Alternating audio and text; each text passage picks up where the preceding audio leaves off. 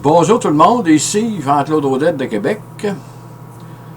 Je voudrais continuer mes petites capsules sur la vie d'Albert Einstein.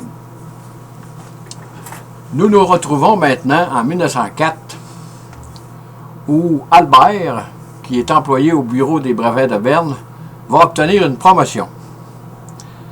De ingénieur 3e classe, il va passer à un ingénieur de catégorie de 2e classe.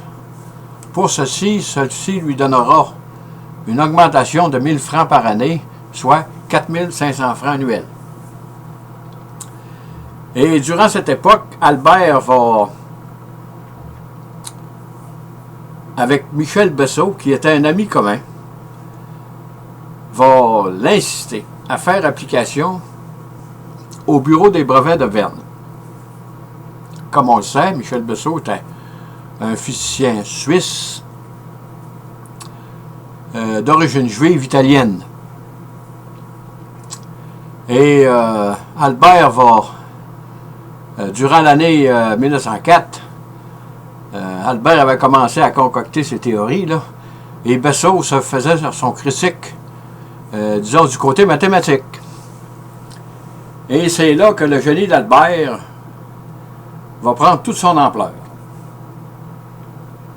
Autrement dit, Michel Bessot fut la bougie d'allumage du génie d'Albert Einstein. Et je voudrais signaler aussi que Bessot, Michel et Albert Einstein étaient beaux-frères parce que Michel Bessot, qu'on voit ici, avait marié une fille de Joyce Wendler et la sœur d'Albert, Maja, a marié un fils de Joyce Wendler. Donc, c'était des beaux-frères. Et durant son année miracle de 1905, il va publier 4 articles dans Annalen der Physik qui vont révolutionner le monde de la physique. Le 17 mars 1905, là, il va publier un article dans Annalen der Physik sur l'effet photoélectrique de la lumière. Hérésie de l'époque, parce que la théorie de Maxwell, qui chapeautait les sciences de la physique de cette époque, parlait de la lumière comme une onde. Mais Albert Einstein, dans sa perspicacité, va réussir à expliquer l'effet photoélectrique en considérant la lumière comme une corpuscule. Ceci même Planck, le découvreur de la théorie des quanta, ne croyait pas à ça. Vous voyez comment Albert Einstein pouvait être en avance sur son temps. Imaginez-vous, quelle hérésie, à cette époque, aller contre le grand Maxwell, avec sa théorie de l'électromagnétique. On voit le génie d'Albert Einstein en 1905.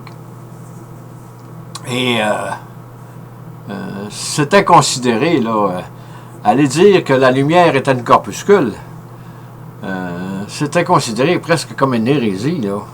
Personne ne croyait à ça, hein, sauf Albert Einstein.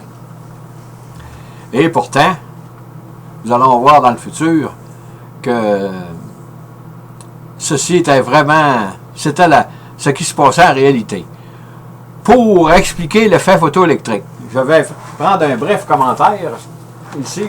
Je vais m'expliquer, vous allez m'excuser sur la façon dont je montre ça. Je montre ça aux internautes. Là. Ici, mettons, j'ai des muffins. Là. Voyez-vous, j'ai des muffins. Et ce que nous disait Maxwell, que la lumière était une onde.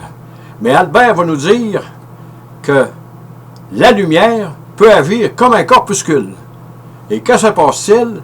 C'est que quand la lumière va frapper le photon de lumière égal à HF va frapper un électron à l'intérieur de la matière, qu'est-ce qu'il va faire? S'il y a assez d'énergie, il va expulser l'électron un peu en dehors de la couche, disons, du métal ou de la matière, là, et il va créer ainsi un courant électrique.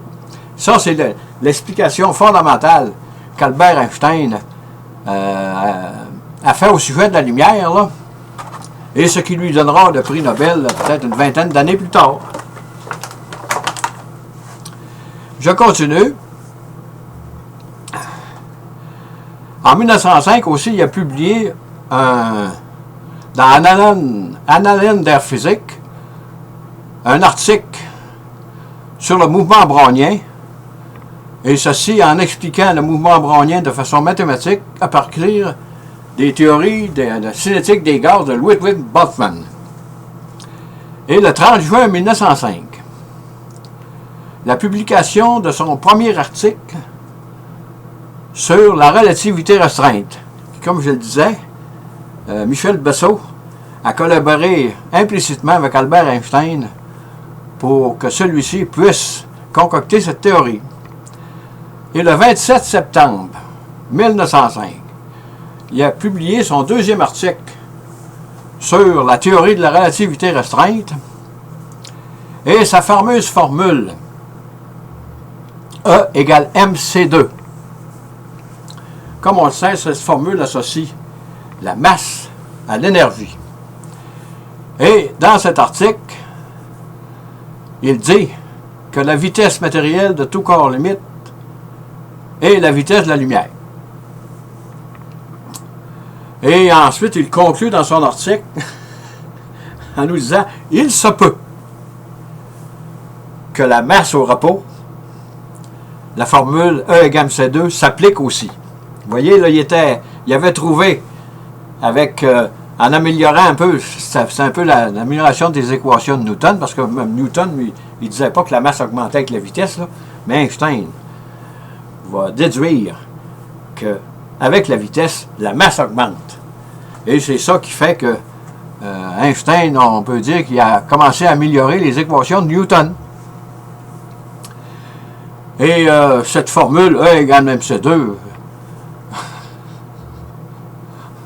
c'était, disons, quelque chose un peu de, pour le temps, c'est un peu quelque chose d'hétéroclite, là. Ça voulait dire quoi, cette affaire-là? Hein?